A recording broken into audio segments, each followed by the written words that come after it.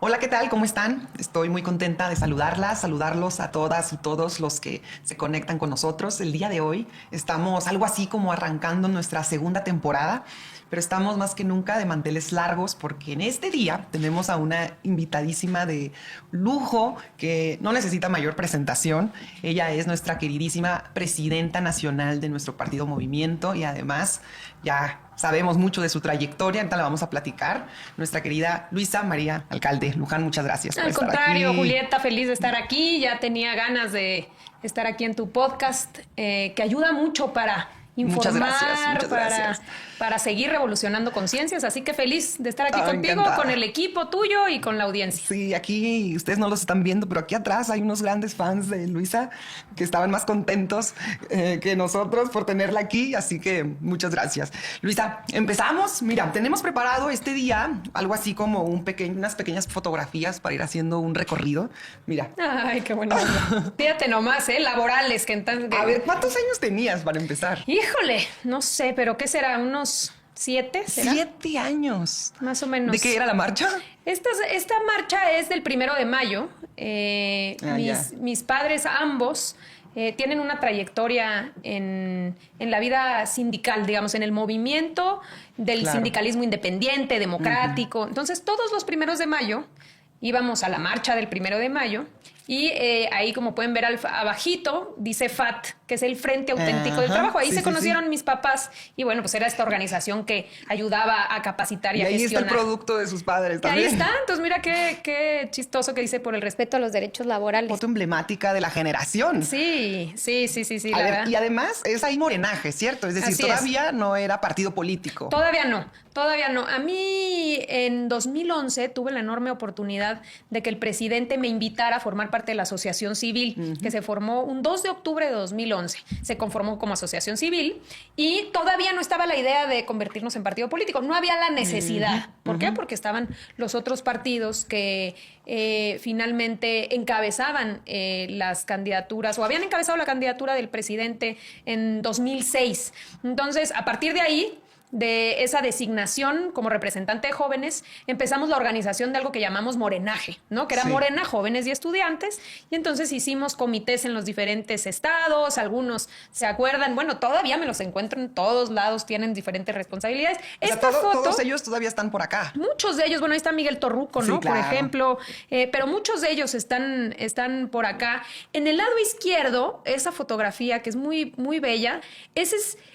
Me parece que uno de los eventos más simbólicos del presidente con la juventud. Es en Tlatelolco. Es un evento ya en el marco de la campaña de 2012, donde hubieron miles de jóvenes de las universidades. A mí me tocaba organizar, porque yo era la coordinadora de jóvenes en la campaña del 2012. Entonces organizamos este evento emblemático. Habló, me acuerdo, Paco Ignacio Taibo y el presidente lloró. Sí, que es el momento es así como que muchos recuerdan, sí, claro. Muy, muy interesante, ¿no? Y acá a la derecha, fue un encuentro que tuvimos de jóvenes en la Ciudad de México, cuando apenas formábamos Morenaje. Se vinieron de diferentes estados y ahí nos acompañó el presidente y pues bueno, ahí pueden ver el entusiasmo alrededor del asunto. Es que a veces he compartido esta imagen, bueno, se ha compartido entre los grupos, siempre está de pronto resurgiendo y compañeras y compañeros nos han, que estuvieron en esa parte, pues que lo difícil que era hacer una estructura en ese momento de jóvenes que fuera de todo el país y que aparte se consolidó. Tuviste de alguna manera la tarea de que esos jóvenes se consolidaran como figuras políticas del movimiento, que asumieran un liderazgo dentro de sus estados y muchos de ellos, Miguel Torruco ahora es fue diputado federal, ahora es, bueno, ya lo conocemos todos. Es un gran compañero. Mira, está. Ándale, ese es el video de Morena. O sea, es decir, nosotros veíamos el video y decíamos, es que Luisa forma parte de la identidad de Morena y es la imagen del himno de nuestro movimiento. Es decir, para los que crecimos viendo el video, para quienes a lo mejor te seguimos desde hace muchos años, desde todas las partes de la República, pues de alguna manera crecimos con con esa identidad del movimiento muy asociada a tu persona. Es decir, la Morena de Morena, me decían ahí en el Zócalo. La Morena de Morena, y hasta la fecha te siguen diciendo, ¿o no? Sí. Pues digo, ese fue también es producto de la autogestión. Hay que acordarnos que antes, pues en Morena todo el mundo ayudábamos en todo, ¿no? Exacto. O sea, no había nada de que tú eres el coordinador territorial de tal, de esta. Aquí el que quiera ayudar, venga y a ver qué. Venga y ayude. Y entonces Carlos Salces fue el que dirigió este video. A nosotros nos dijeron, a ver, ayudemos, necesitamos jóvenes que puedan salir en el video. Y bueno, fuimos y participamos en este video con Byron Barranco, por cierto. Hoy diputado federal. Y no solo eso, sino lo interesante es pues que él ha continuado, ¿no? Claro. O sea, actualiza la rola, es la misma, pero la va actualizando según el momento histórico. Y aparte nos ayuda y nos hace nuestras canciones. Ya hasta nos hizo una a nosotros. Ay, sí. Byron, te mandamos un saludo. Byron es el que hace las canciones de Morena, para quien no sepan. Esto es previo a que Sí, yo todavía me acuerdo cuando López Obrador va a mi tierra, a Mexicali, en su gira del 2012. Y recuerdo, y tengo la imagen grabada y yo entrando era un auditorio muy grande y estaba esta canción puesta y ya sabes, ¿no? La gente bailando y tal. Y así como que se me antojaba también entrarle a la cumbia porque además es una canción lindísima. Súper pegajosa. Sí. Es una muy buena rola. Bueno, pues esta canción fue simbólica y formó parte de esa etapa previa, posteriormente ya para formar Morena. Pero sí hay que recordarlo que esto era un movimiento que, pues lo que pretendía era que se ampliara en función de todos los sectores y que pudieran entrar de diferentes corrientes, grupos. Claro, que todos lleguen a Morena. Queremos enseñar otro video. Estoy rodeada de compañeras del PRI que están vigilando que absolutamente nada diga, nada suceda así, pero ¿saben qué? Todavía vemos un puñado de legisladores que vamos a seguir defendiendo los derechos de los trabajadores. Todavía existimos y estamos presentes. Así que no nos van a intimidar. No me van a intimidar ninguna de ustedes. Fíjate que incluso te diría es previo a que formáramos Morena como partido político. En 2012 todavía no existía Morena, sí como movimiento, como asociación civil. Entonces habíamos varios que fuimos propuestas de Morena, pero en los diferentes partidos. Después formamos ya la bancada de Morena, que fue la primera bancada. Te estoy hablando de que en ese entonces éramos no más de 6 diputados. 6, 7 diputados y diputadas las que estuvimos en esa legislatura. Fue una legislatura muy dura porque es la salida de Felipe Calderón, la primera parte de Enrique Peña Nieto es el Pacto por México. Entonces este video está relacionado con la última iniciativa, imagínense de ustedes, de Calderón, fue la reforma laboral. Una reforma que pretendía darle en la torre al mercado laboral. Bueno, meten la subcontratación, limitan salarios caídos, meten todo lo que tiene que ver con la contratación por hora, debilitan la seguridad social, no quisieron apostar por la democracia sindical, un montón de cosas. El contexto de este video es eso, ¿no? Es esas propuestas pues, que dañaban mucho y nos llevaron a lo que después enfrentamos, ¿no? Que es la pobreza laboral. En esas legislaturas, a mí se me hace muy peculiar, porque ahora, por ejemplo, tú puedes voltear a ver ese video de lo que estaba pasando en ese momento y pensar, oye, ya logramos revertir esto, de alguna manera, o el sueño guajiro de aquel entonces. Sí. Pero además, en esto en particular, recuerdo, por ejemplo, pues todo lo que se llegaba a votar desde todos los últimos años, pues era algo de escondirte, era algo que nadie podía saber, era algo en oscurito, hasta de broma se dice ahora, pero fue verdad que ponían el día de votación los días que hubiera partido de fútbol. Eso era el día a día. Fíjate qué interesante lo que dices, porque tal cual, a mí me tocó una época de crisis del legislativo, incluso lo recuerdo así como con cierto Grinch, diríamos. Sí, de verdad, porque todo lo que significó el Pacto por México era la cargada, era el priismo de antes, era el PRIAN, junto con el PAN, el pacto y la junto colusión con el PRD. Ahí eran los momentos de los moches, se repartía recursos a los legisladores para votar las reformas, y eran reformas que nunca se abrían al pueblo. Eran en lo oscurito, nosotros como oposición no teníamos tampoco ninguna posibilidad de andar conociendo dictámenes, nada, y todo era business, todo era negocio, todo era tranza, y por eso fue tal la crisis que se vivió de decir, pues, ¿para qué sirve el legislativo? Solamente para aprobar todas las reformas que se aprobaban todos los días, a diferencia de lo que pasa hoy en día, ¿no? Eran retrocesos en derechos, retrocesos en democracia, vender al país, ¿no? La reforma energética, la reforma educativa, la reforma laboral, la reforma fiscal, aumentar impuestos. Todo fue esa legislatura. Exacto. saqueo, de corrupción. Oye, por cierto que varios de los que están ahora, digo que ya son minoría, pero bueno, formaron parte de esa legislatura y fueron, pues eran las cabezas, ¿no? Por ejemplo, Manlio Fabio Beltrones, hoy senador, era el coordinador del PRI, era un hombre, lo saben los que tienen algunos años, ¿no? Poderosísimo, que impulsaba y sacaba las reformas de Peña Nieto y el Pacto por México. Ricardo Anaya era también el que estuvo pues apoyando todas estas reformas neoliberales, ¿no? Y eso es lo que a veces nosotros deberíamos, lograr, que la gente lo sabe muy bien, también, pero todo lo que se aprobaba en aquel entonces no era nada presumible, no era nada que los legisladores pudieran salir a decirle al pueblo, miren, queremos hacer esto y esto, ¿qué les parece? Escondían. Exacto. O sea, yo creo que con todo respeto por las priistas que estaban allá atrás, muchas desconocían, no sabían ni de qué se trataba. Por ejemplo, no sé si es exactamente ese, pero me parece que ese video corresponde a que Peña Nieto, obviamente estamos hablando antes de López Obrador, prometió lo de la pensión. Y luego la pensión el seguro de desempleo, ya me acordé. Lo prometió que iba a haber un seguro de desempleo. Y después dijo, bueno, el seguro de desempleo, por cierto, se va a financiar de sus fondos de vivienda. Entonces todo era pura pantalla y como no estaban dispuestos a destinar recursos públicos realmente para la gente, bueno, pues entonces te lo vas a autofinanciar tú a través de tu fondo de vivienda. Todo era un engaño, ¿no? O sea, vivíamos en el mundo pues, de solamente proteger sus intereses. Y de lo más ruin, y ahora, bueno, para nosotros es significativo esto por dos cosas. Uno, pues por las dificultades, por la clase política, ya el nivel de podrición al que llegaba en ese momento.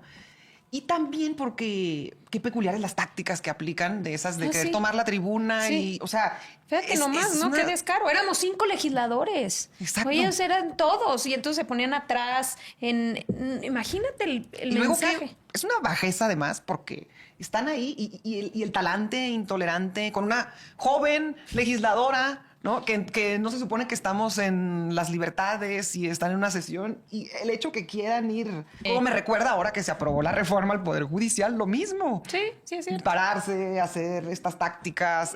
No, imagínate, ponerse atrás, provocar, gritaban siempre de ahí, de enfrente. O sea, que aunque ustedes fueran 5, no escatimaban ellos en... No, éramos 5, pero se acuerdan muy bien. Yo me los he encontrado y se acuerdan perfectamente de esa legislatura porque... O sea, eran 5 de esos que parecían sí, como pero la 50. verdad es que representábamos el proyecto del presidente López Obrador. Imagínate, 5, pero con una dignidad y con una autoridad moral que nos permitía ser los únicos de toda esa bola que podíamos levantar la frente y hablar con la gente. Un montón de historias, pero pues ahí hubo momentos de represión, por ejemplo, cuando toma protesta Peña Nieto, te acordarás, la marcha donde golpean con balas de goma, nos metieron a la cárcel a un montón de gente.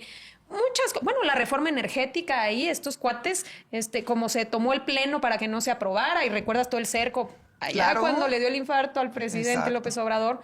Estos cuates agarraron otro espacio y siempre era atropellar los derechos de la gente y a nosotros como minoría. Cuando pienso en que tenemos que reflexionar, es decir, hace no mucho todavía, o sea, estamos hablando de que hace apenas 6 años se veían atrocidades tremendas, el uso de la fuerza pública contra el pueblo, que es lo más triste.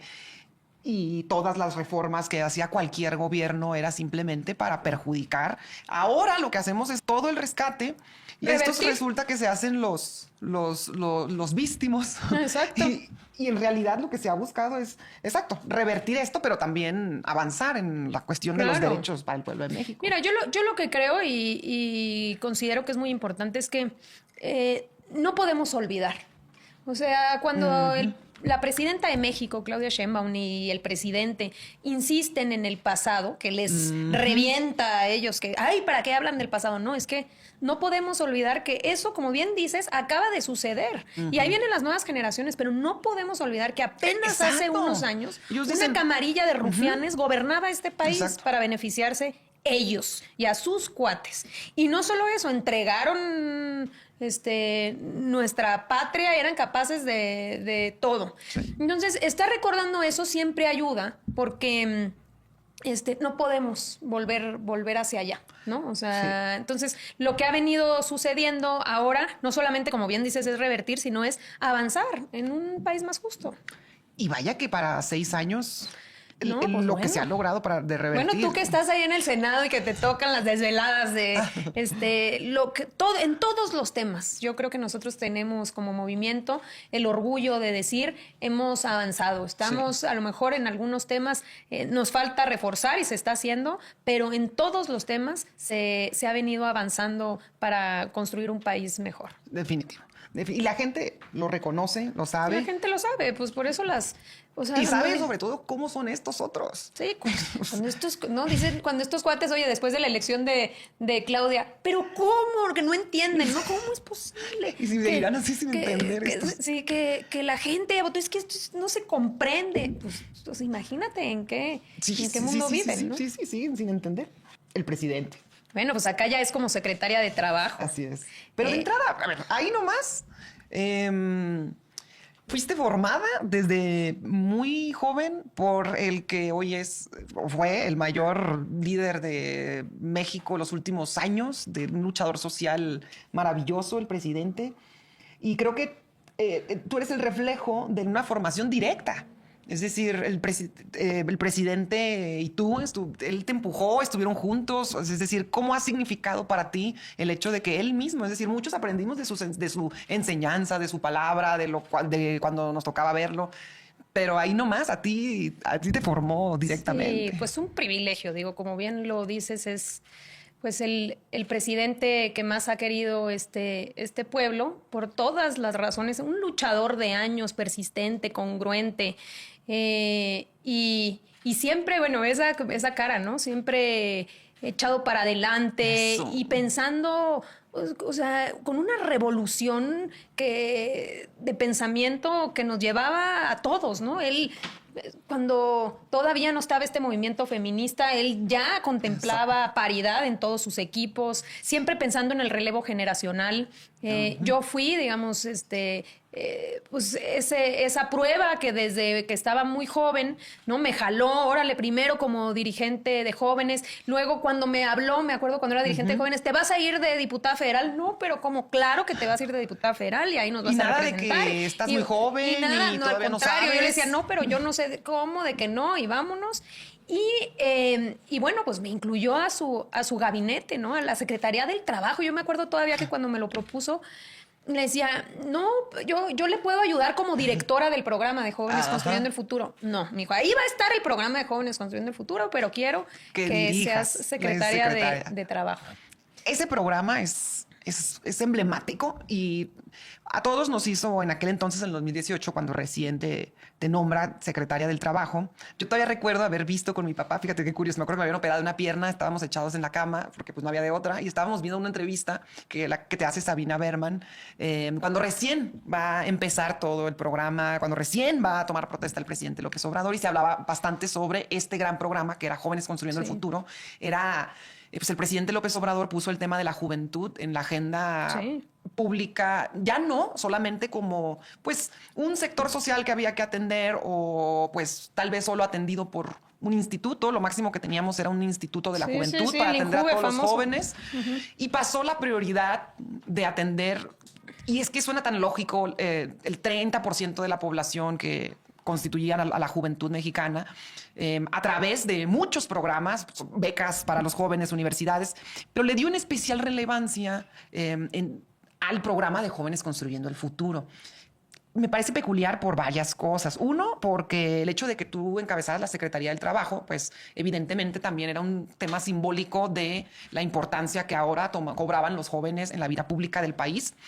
Y la prioridad que se le daba a ese sector social, ya no solo atendido desde, pues perdido, la verdad, entre la inmensidad del gobierno, sino desde la Secretaría de Trabajo. No como un programa ni de ninguna otra secretaría, sino realmente de la Secretaría. Es la primera vez que vimos que una secretaría asumía toda la política para las juventudes desde el gobierno, pero a su vez contribuye enormemente a combatir esta estigmatización que se nos impuso a los jóvenes, especialmente en los periodos más violentos del país, donde los jóvenes terminamos siendo las fuerzas de resguardo y carnadas para otro tipo de organizaciones criminales, y donde lejos de ayudarse a los jóvenes para que encontraran ofertas laborales, fueran becados, pues mejor les echaban la culpa por las dificultades Claro. que encontraban. Entonces, pues los ninis. Y de ahí creo que te ha tocado contribuir no solo a la parte del ejercicio de la política pública como servidora pública, sino también al ejercicio cultural de la revolución de las conciencias, el nuevo paradigma. Y no es menor, creo, de cómo se transformó la atención a los jóvenes contigo en la Secretaría del Trabajo. Sí, yo creo que, mira, el presidente en todo su recorrido de años, por todos, es quizá el único mexicano que ha recorrido todos los municipios del país más de una vez. Entonces, en este recorrido de muchos años, una de las cosas que más le impactaron y que recogió para su proyecto de nación, y estamos hablando no de cuando fue presidente, esta idea, incluso el nombre de Jóvenes Construyendo el Futuro, él se la tenía desde antes del 2011, viene incluso en el libro La Salida, pero él recoge en estos municipios que había muchos jóvenes que no estudiaban y que no trabajaban, y no porque no quisieran, eran jóvenes que no encontraban empleo en sus municipios, que tenían que salir, obviamente ya sea migrar a los Estados Unidos o salir alejarse de sus familias a otras ciudades más grandes, o que no estudiaban porque no había cupo o no había escuelas. Entonces él planteaba, por el otro lado, hay mucha gente con muchos saberes, oficios, o hay comercios en esos municipios. ¿Y por qué no juntar a los dos? Entonces decía, un programa de aprendices. Está el que sabe un herrero, un campesino, una señora que tiene un negocio de quesos, en fin, que los jóvenes se puedan formar de la mano de esos tutores. Es decir, que los mismos del municipio sean los tutores que acompañen a los jóvenes y los formen. Y que el gobierno lo que haga es juntar a este aprendiz con este tutor y garantizar un salario. Y apoyas a ambos. Fíjate qué interesante. Era Es un círculo virtuoso, claro. Por un lado, le das un recurso directo al joven por trabajar, por capacitarse, aprender trabajando. Se forma durante un año, pero también el tutor, que a su vez está enseñando, pues se beneficia de que ese joven le está ayudando en su negocio. Entonces, la idea de Jóvenes Construyendo el Futuro fue esa, y por eso él siempre vinculó el tema de seguridad, el tema de pacificar al país, igual que la presidenta, a atender las causas. Si los jóvenes tienen oportunidades de empleo, si los jóvenes tienen oportunidades para salir adelante, como bien señalas tú, entonces no son una presa fácil del crimen organizado. O sea, cuando te pueden dar unos pesos para que tú seas el halcón y vas subiendo y no tienes alternativa, ¿quién puede juzgar que alguien tome esa decisión? Entonces fue atender a las causas, darle oportunidades a los jóvenes, y empezamos a incorporar a miles. Estamos hablando de que solamente durante el gobierno de López Obrador, más de 2,5 millones de jóvenes. Las cifras son impresionantes. Acabamos de votar. Hablando de cientos de miles, de 2,5 millones de mujeres y hombres. Acabamos de votar en la Cámara de Senadores justo que Jóvenes Construyendo el Futuro pase a ser un derecho reconocido en la Constitución, es decir, que nadie lo pueda quitar. Sí. Si un día porque vuelven malos mexicanos, pero así es. que les cueste trabajo quitar este derecho ya para los jóvenes. Y viendo cifras, honestamente me impresionó porque no tenía cierta claridad de algunos detalles, que es 1 millón de jóvenes, medio millón de jóvenes beneficiados al año, pero tienes aproximadamente, bueno, en las cifras que leí, creo que a principios del 18 había entre 2.5 y 3 millones de jóvenes que no estudiaban, no trabajaban, pero ayuda a 500,000, o sea, medio millón de jóvenes al año. Si tú me corregirás mejor. Y pues la cobertura que tiene es bastante eficiente en términos numéricos. No estás apoyando un porcentaje grandísimo. No, es gigantesco. Aquí estamos hablando de que prácticamente cualquiera que no pueda conseguir un empleo puede entrar, ¿no? A lo mejor no de manera inmediata, pero que tenga la posibilidad. Sí, porque tarde o temprano va a entrar porque la apoyas durante un año, entonces hay un flujo. Hay un flujo, se van renovando. Y también lo otro interesante es que una muy buena parte de los jóvenes que participan en el programa, estamos hablando 2 de cada 3, consiguen ya trabajo, porque es como, es un empujón para agarrar impulso y vámonos, no nomás un año y ahí ya acabó la cosa. La idea es que tú te puedas adquirir esta experiencia y entonces sí tú ya puedas seguir tu camino. Un joven que yo conocí cuando entré a la Cámara de Diputados en el 2021, ya era parte de la Cámara de Diputados por Jóvenes Construyendo el Futuro. Entonces llegó como prestador de servicio. Fabián se llama, de aquí le mandamos un saludo a nuestro querido Fabián. Y Fabián sigue actualmente con nosotros gracias a Jóvenes Construyendo el Futuro. Así fue que lo conocí. Un montón de historias bellísimas, ¿verdad? La verdad que sí, y me los he encontrado alrededor de caminar en los estados. Él era de Jóvenes Construyendo el Futuro y estudió, trabajó y se puso a estudiar siendo beneficiario de Jóvenes Construyendo el Futuro. Ya terminó y pues sigue trabajando aquí con nosotros. No, pues qué bueno. O sea, esas historias yo creo que son las que siempre se deben rescatar porque no hay nada, pues imagínate qué beneficio para todo el país que el recurso público se esté invirtiendo para que estos jóvenes salgan adelante y realmente tengan posibilidades pues, de tener mejores trabajos. Entonces, como bien decías, se volvió la Secretaría del Trabajo, pues una secretaría donde su principal actividad era garantizarle a los jóvenes trabajo. Entonces decían, bueno, ¿y esa Secretaría del Trabajo qué hace, no? Porque pues entre que se la pasa ahí con los charros sindicales y que no. Sí, claro. Entonces, no, ahora se dedicaba en buena medida a ¿Y qué les dirías a esos que dicen que nomás estamos regalando dinero? Uy, ¿cuánto han dicho, no? De que cómo es posible que le regalan a los ninis. Yo creo que hemos logrado algo que decías tú, que es hacer conciencia de que en beneficio del país hay que invertir y sacar adelante a los jóvenes, que esa es la mejor estrategia para pacificar a México y para salir adelante. Y creo que se quedó ya en unas cuantas voces que pues, no tienen mayor relevancia y que al contrario muestran su clasismo, su racismo, su desconexión absoluta con la realidad. Claro, y además que mira que otro milagro de la 4T es que ahora hasta la oposición resulta que vota por los programas sociales cuando nunca lo querían, entonces, claro. Bueno. Al rato se arrepienten, ¿no? Según yo, el dirigente del PAN dijo, no, nuestro error en la campaña fue que Xóchitl... Ese era su motivo por el cual alguien, según él... apoyó los programas, dice uno, bueno, ya, por favor. Según él, por eso perdió. Porque Exacto. Xóchitl se desangró por los programas. ¡Qué barbaridad! Hablando de estigmas de la oposición, después de que estás en esta importante secretaría, en esta labor, el presidente te nombra nada más y nada menos que secretaria de Gobernación, por si no eran muchos los retos que te tocaron, sí, a los que te empujó el presidente como secretaria de Gobernación. Y empezó la carroñería. Y a nosotros nos gusta mucho rescatar esta intervención que tú diste un par de días después de que había algunas críticas por el nombramiento. Pero a veces ayudan este tipo de comentarios tan abiertamente misóginos, machistas, que ponen en evidencia todavía un pensamiento conservador, donde solo puedes ubicar a una mujer o a una mujer joven en algunos espacios de la sociedad. A mí me impactó mucho eso, específicamente, que de esas personas que solo pueden ubicar a mujeres jóvenes en ciertos espacios de la sociedad. A mí me parece demoledor porque se nos acota porque, a ver, empecemos. ¿Por qué empieza la campaña? O sea, porque eres mujer, porque eres joven, porque eres de izquierda. O sea, tienes todos los elementos para que la carroñería, que no está acostumbrada, como bien lo dices, pues se incomode. Pero has hecho parte de tu labor política, de servidora pública, también una especie de estos... Te ha tocado tener que ser tú, ahora sí, que por los que venimos detrás, que rompas esos estigmas y esos espacios donde sí estaban destinados para cierta persona, encima desde la Secretaría del Trabajo. Cuando pensabas en el secretario del Trabajo, te imaginabas a un hombre que iba a tener que lidiar con esta parte oscura y hacer acuerdos y que los sindicatos. Y luego, ahora como secretaria de Gobernación, otra vez, tradicionalmente para los hombres, en donde además le daban una connotación como si ahí hubiera algunos temas demasiado escabrosos que solo los hombres eran capaces de resolver. Y fíjate qué interesante, ¿no? Nuevamente volvemos a cómo el presidente toma esta decisión al final ya de su mandato, que dice, Luisa, ayúdame al frente de la Secretaría de Gobernación, claro, apostando pues igual por una mujer joven, ¿no? Yo la verdad que pues no tengo palabras para explicar la experiencia que fue acompañarlo durante esta última etapa al frente de la Secretaría de Gobernación.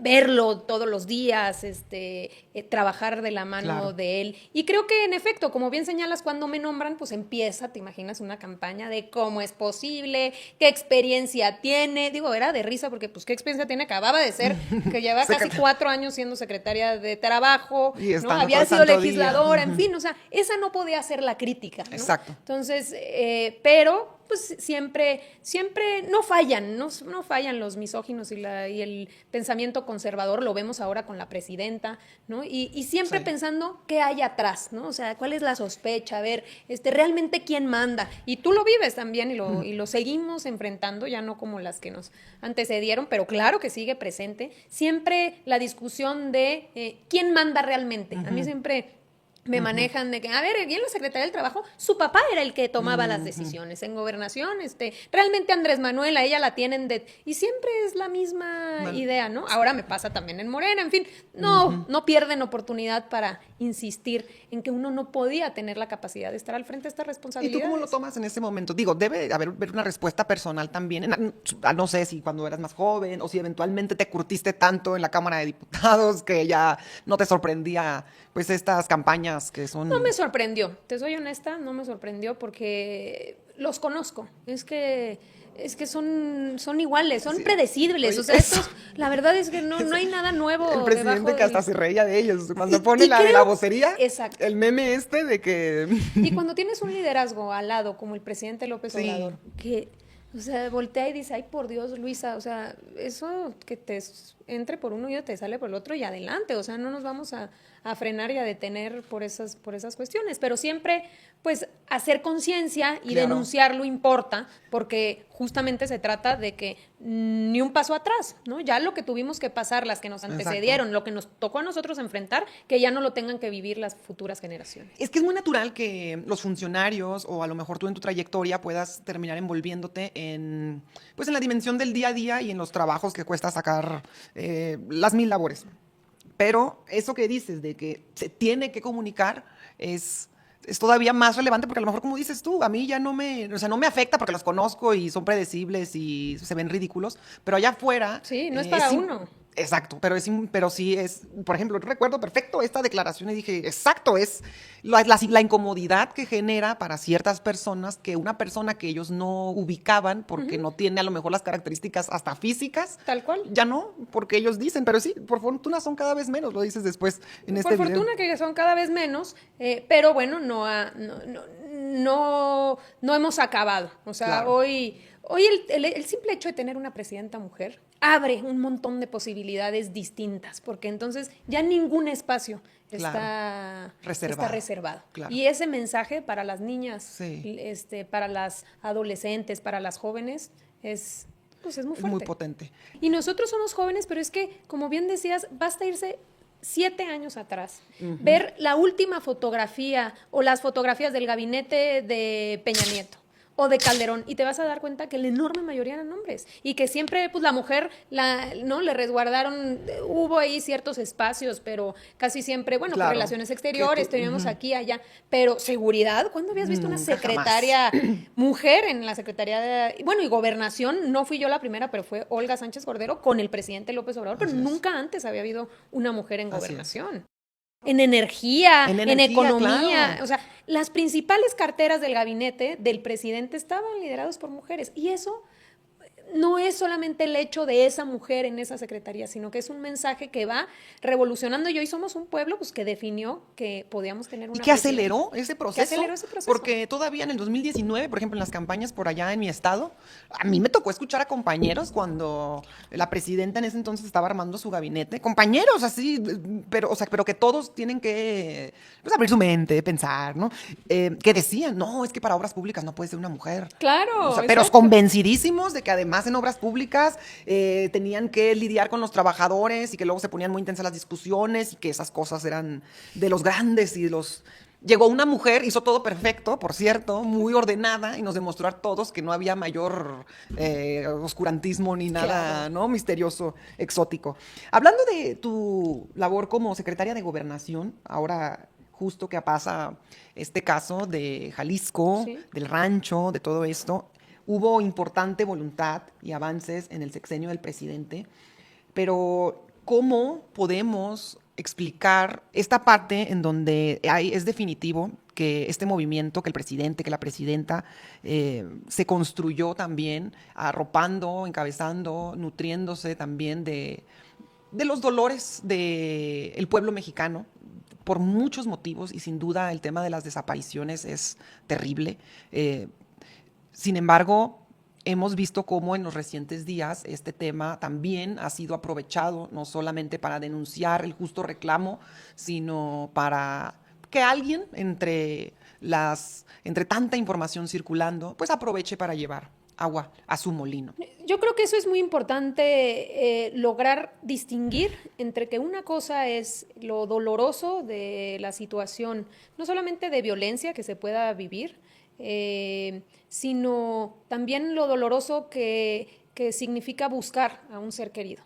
Las buscadoras, los colectivos de buscadores, o sea, esta labor constante de la gente que busca a un ser querido, pues es un dolor inimaginable, ¿no? Que uno, y del cual el gobierno tiene que hacerse cargo, ¿no? O sea, de hacerse cargo de que tienen que existir los mecanismos y las vías idóneas para que toda la fuerza del Estado ayude en encontrar a los desaparecidos. En eso no hay discusión alguna, no puede caber ninguna...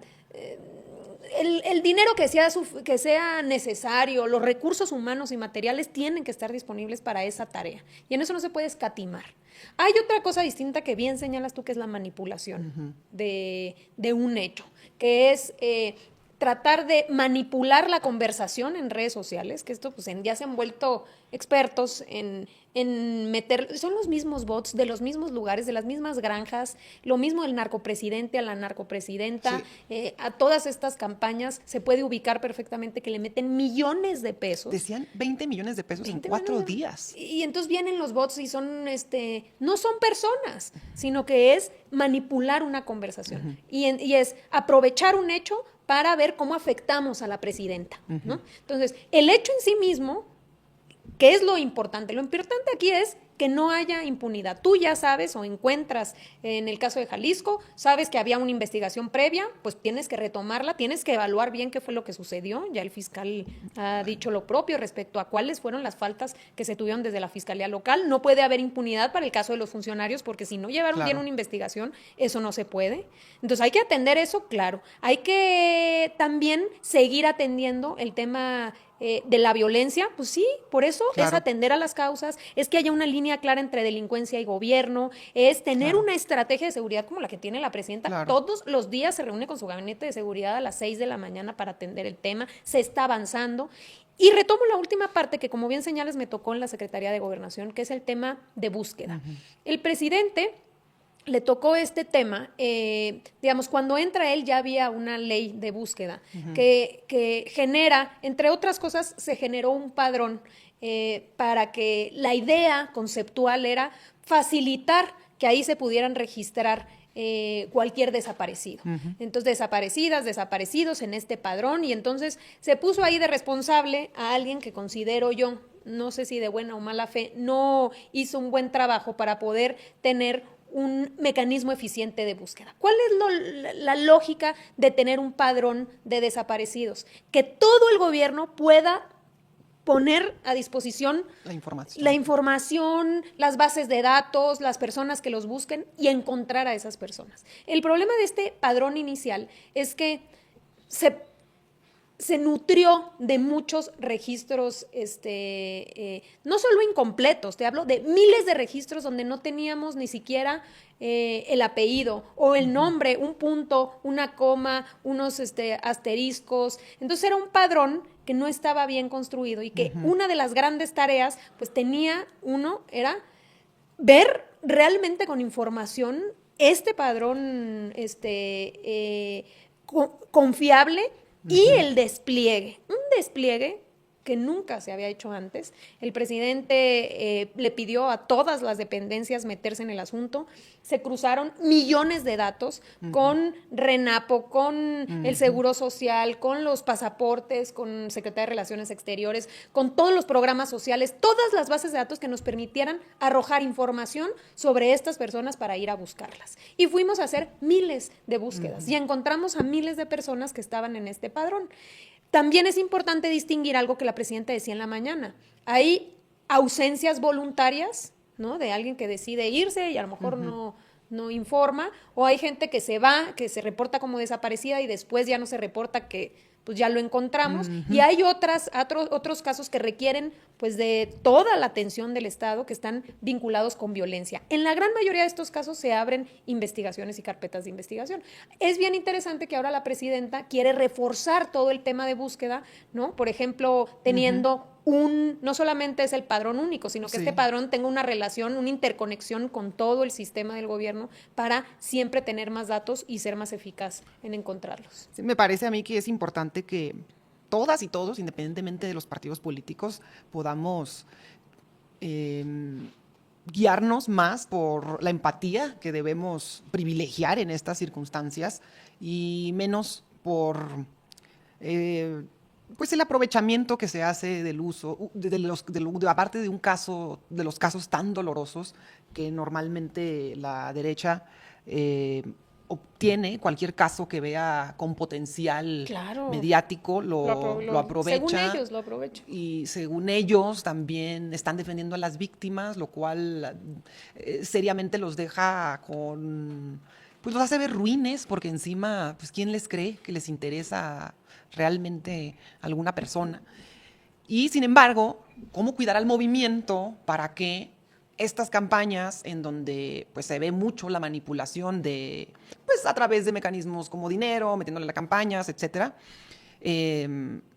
para esclarecer la información, cómo a los del movimiento que tú les digas, oye, mis recomendaciones son que, bueno, luego dicen, hay que ver la mañanera, ¿no? Para que sepamos exactamente qué hay detrás, porque en la nube pues de la opinión pública no sabemos quién define los temas de la opinión pública. Es decir, a veces pueden ser algunos periodistas que tengan unos tintes muy peculiares y pocas veces es cierto que es un tema que realmente cobra relevancia por sí mismo y no porque haya medios participando detrás. Entonces, en realidad, cuando alguien se mete en Internet, por ejemplo, ahora con este caso, todo lo que ves es terrible. O sea, todo lo que te anuncia las páginas, las redes, lo que uno abre es una historia, pero rascas e indagas, buscas detalles y son tan difíciles de encontrar a veces, salvo que ahora que tenemos la mañanera. Pero de lo contrario, pues te puedes confundir muy fácil las narrativas que se ven en Internet, porque definitivamente están totalmente manipuladas hoy en día. Yo rescato como dos cosas. Una cosa tiene que ver precisamente con la mañanera. Antes de que existieran las mañaneras, todo el poder de cómo se informaba y qué se informaba era de los medios de comunicación. Tenían un poder enorme, ¿no? O sea, una primera plana del Reforma antes era demoledora, ¿no? Porque era lo único era el medio a través del cual pues, te podías informar. Cuando las mañaneras inician, se rompe ese intermediario. Y entonces es la información directa sobre los encargados, los responsables, hablándole directamente, no a los periodistas que están ahí, sino al pueblo de México, informando de manera objetiva qué está sucediendo. Podemos tener casos dolorosísimos como estos. Y estos casos enfrentarlos siempre con la verdad, a ver qué se encontró.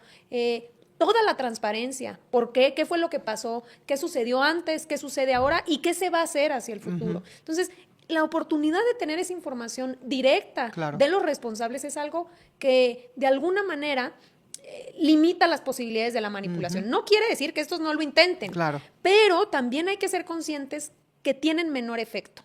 Es decir, toda la campaña, los millones y millones que le metieron a narcopresidente, ¿qué efecto tuvo? $20 millones. Pero y luego vino la elección contundente de la presidenta, ¿no? Entonces, gastan mucho dinero y, como decía el presidente, dice la presidenta, pues lo tiran a la basura, porque francamente ya cada vez más hay un pueblo consciente que no se deja manipular. Y que lo importante en estos casos no es que nadie se lave las manos y que no se avance en la investigación, no, es al contrario. Muy bien, este caso sucede, tiene que haber una investigación seria, que no exista impunidad y que, insisto, sigamos con la estrategia de seguridad, que al final lo que importa es que estos casos no se repitan. Exacto.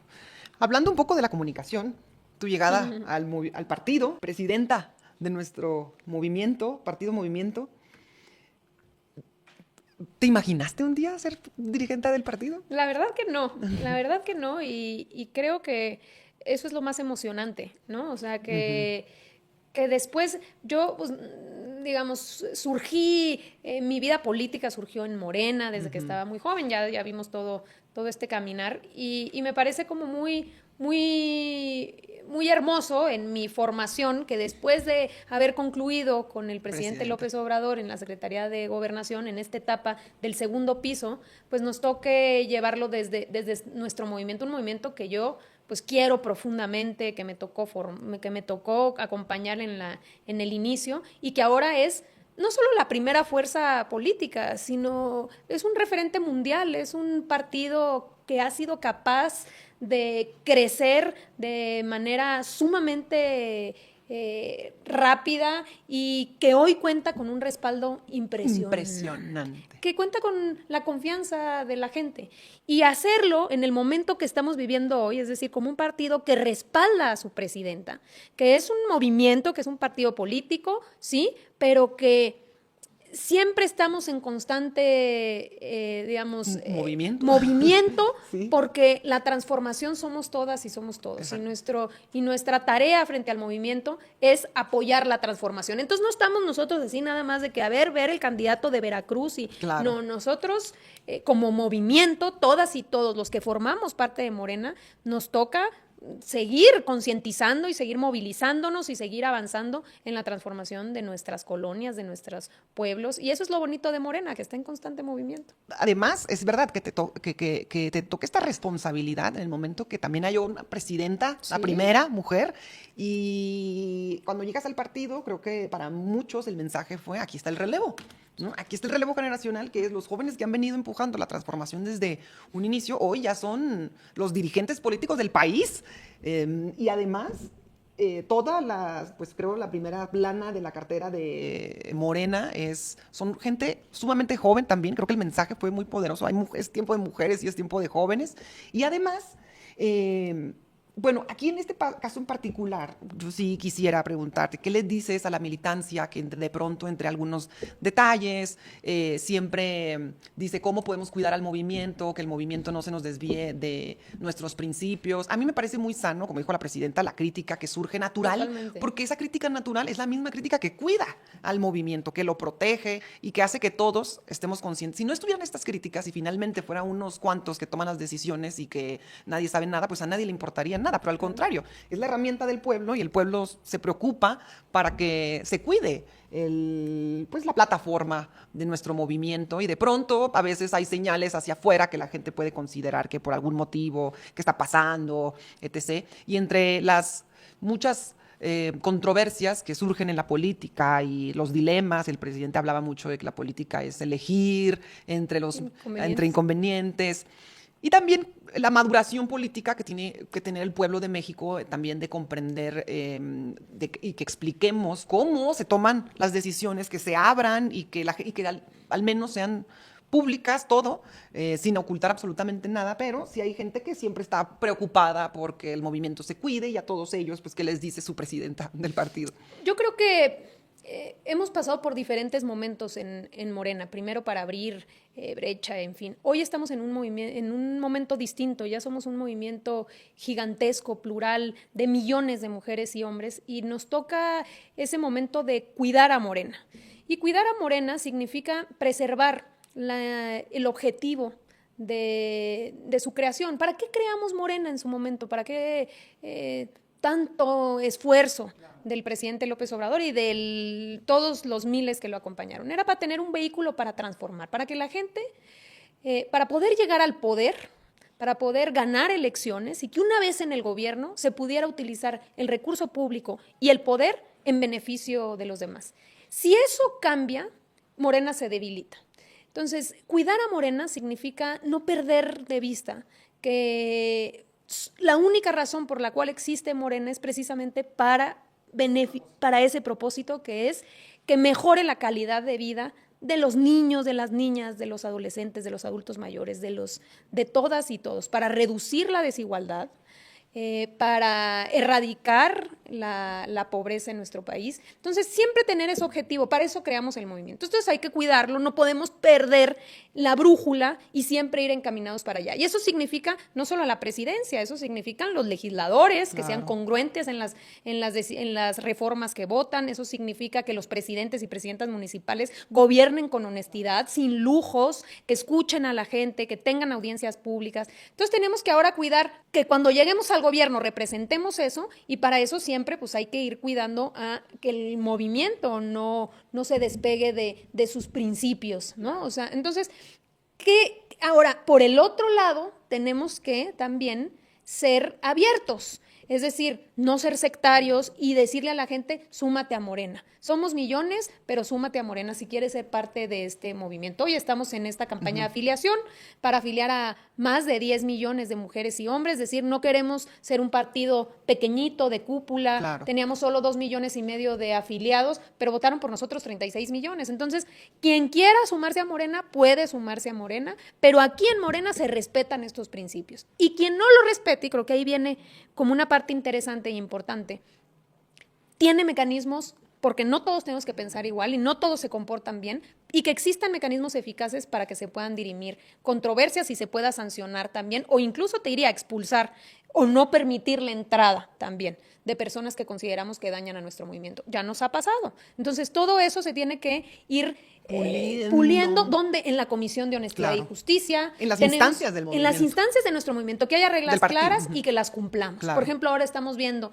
cómo vamos a seleccionar los candidatos a través de encuestas. ¿Por qué encuestas? Bueno, porque la gente tiene derecho a decir quién de nuestros perfiles consideran que son los mejores para encabezarnos. O, por ejemplo, estamos sacando las tómbolas para algunas regidurías y dicen algunos, bueno, ¿por qué tómbola? ¿Por qué no? Porque el de base, la campesina que milita en Morena o la locataria de un mercado, que tenga la posibilidad también de llegar a ser diputada o de llegar a ser regidora de su municipio. Entonces, es sentar las bases, tener bien construidas las bases que nos van a generar la unidad. Porque hoy en día la oposición está moralmente derrotada y nosotros tenemos que cuidar mucho la unidad de nuestro movimiento. Entonces, son dos cosas, es no perder la mística, no perder el objetivo, la esencia de nuestro movimiento. ¿Para qué llegamos?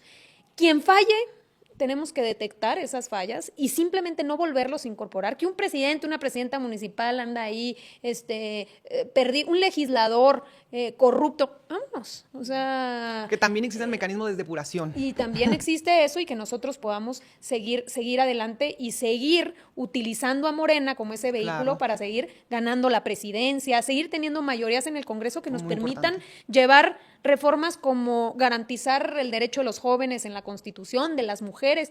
Entonces, eso es lo que no podemos permitir, lo que tenemos que siempre cuidar. Con eso en mente, vamos a ser un partido de generaciones. Nos toca esa responsabilidad histórica, porque muchos apostaban a que ahora que se iba Andrés Manuel López Obrador, Morena se iba a desintegrar, ya quisieran. Entonces, ¿qué responsabilidad tenemos todos nosotros? Tenemos la responsabilidad de que Morena sea un vehículo para las siguientes generaciones. Si nosotros no cuidamos a Morena, dejamos al país en manos del PRIAN. Y nosotros conocemos perfectamente qué significa que este país esté en manos de gente que solo ve por sus intereses. Entonces, con eso en mente, yo creo que tenemos que siempre entender que no se trata de abrir a nuestro partido, sí tener apertura, pero siempre apegado a nuestros principios. ¿Y por qué afiliarse a Morena?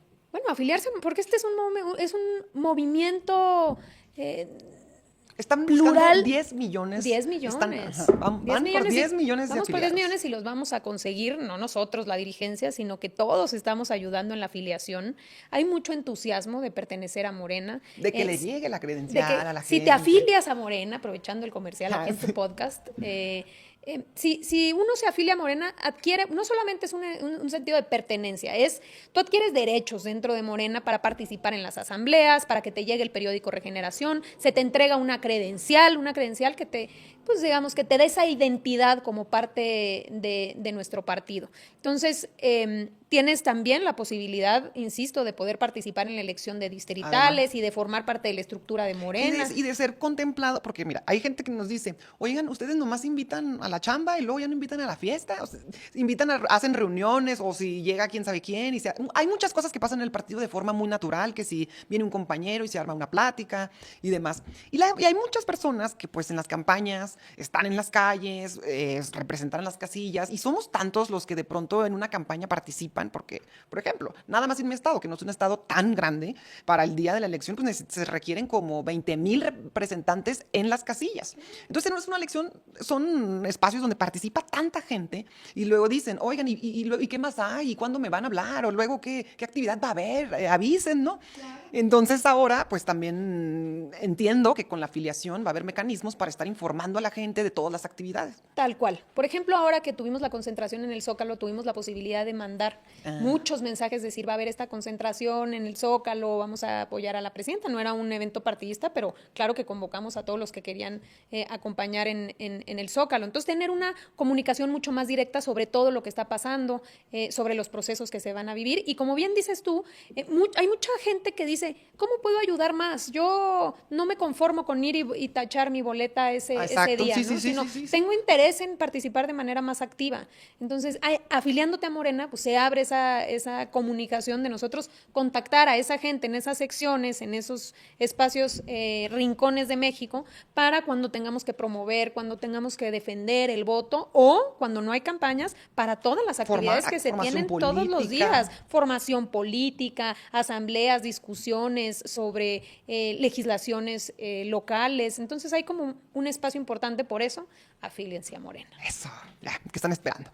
Si Morena pasa por tu casa, afíliate. Así es. Y miren qué tal, nuestra presidenta del partido está estrenando podcast con los compañeros de nuestro movimiento, entonces también desde aquí queremos invitarlas a todas y todos ustedes a que tienen que ver La Moreniza, no se la pueden perder, tienen que ver. Moreniza. Presidenta, ¿es cada jueves? Cada jueves a las 6 de la tarde lo vamos a estar grabando. La idea es, te vamos a invitar. La idea es que estén participando los diferentes liderazgos de nuestro movimiento. Hay un montón de gente valiosísima en Morena, y nuestro interés es eso, que puedan venir compañeras, compañeros de diferentes trincheras. Ayer nos acompañaba una compañera distrital, otra compañera que fue ya diputada local, en fin. Hay un montón de gente, entonces que pues puedan asistir a este programa donde retomamos qué es lo que ha sucedido en la semana, ¿no? Hay un montón de cosas pasando en la transformación. Se divierten bastante. La Moreniza. Acaba de arrancar La Moreniza, tiene 2 capítulos apenas, así que corran a verlos, ya están en todas las plataformas, les quedó espectacular, la verdad.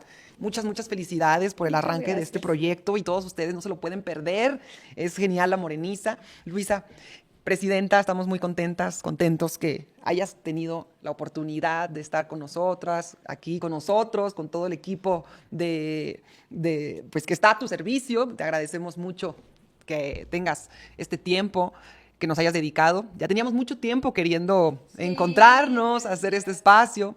Y pues es todo un honor haberte tenido por acá. La verdad, estamos muy agradecidos contigo y con todo el compromiso que se ha demostrado de parte de la dirigencia, de parte de toda tu trayectoria. La verdad, estamos felices hoy de tenerte aquí. El equipo también está muy contento y seguramente todas y todos ustedes estarán muy contentos. No, pues Julieta, a ti mil gracias por invitarme. Muy contenta de estar en este espacio, en este podcast. Vean ahí un montón de podcasts o de capítulos, episodios que ya has venido grabando, muy interesantes. La verdad que aquí Julieta es extraordinaria, y tenemos pues ese es nuestro movimiento, que hay muchas mujeres como tú y muchos compañeros alrededor de nuestro país que contribuyen para cambiar las cosas y para hacer conciencia. Entonces, estos espacios que estás generando, ¿no?, con entrevistas, ayudan muchísimo. Entonces, muchas felicidades para ti. Gracias. Y para todo el equipo aquí que te acompaña. De verdad, muchas gracias por la invitación, y para mí ha sido un placer. No, muchas gracias, Luisa. Encantada. Ya saben, afílense a Morena, sigan a La Moreniza, sigan nuestro canal, y muchas gracias por estar aquí. Un abrazo, un beso. Un abrazo.